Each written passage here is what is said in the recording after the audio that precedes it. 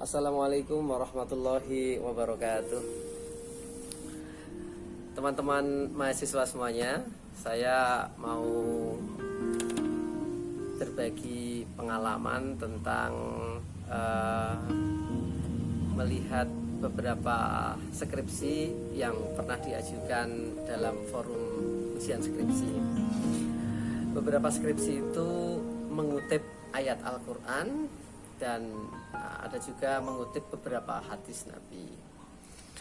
Yang beberapa kali kita dapatkan, yang pertama ketika mengutip ayat Al-Quran ini, itu kesannya agak sedikit dipaksakan gitu. Misalnya ada skripsi yang temanya adalah konsep Islam tentang pendidikan anak dalam keluarga. Kalau mau mengutip ayat Al-Quran, mestinya ayat yang dikutip itu adalah ayat yang betul-betul berbicara mengenai pendidikan anak dalam keluarga.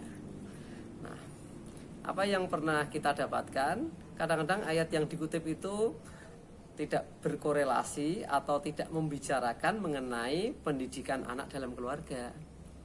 Si peneliti saja yang mengambil ayat itu, kemudian itu dimaknai sendiri, ditafsirkan sendiri sebagai ayat yang berbicara mengenai pendidikan anak dalam keluarga. Nah, sebetulnya yang seperti ini kurang tepat ya. Kenapa? Karena yang pertama, ayat-ayat Al-Quran itu ada teks, ada konteksnya. Yang kedua, ada arti, ada tafsir dan sebagainya. Nah, kalau mau mengambil makna dari sebuah ayat Al-Quran itu mestinya, karena kita bukan mufasir ya, dan kita belum memiliki kompetensi dalam menafsirkan ayat, maka ambil saja kitab tafsir yang menjelaskan mengenai ayat itu gitu. Jangan menafsirkan sendiri gitu. Yang pertama itu.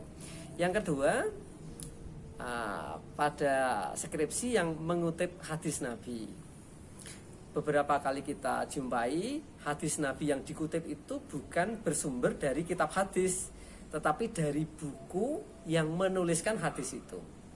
Nah, ini juga tidak benar. Mestinya kalau mengutip hadis ya dari sumber utamanya, yaitu hadis itu sendiri. Dulu mungkin referensi kitab hadis itu masih terbatas.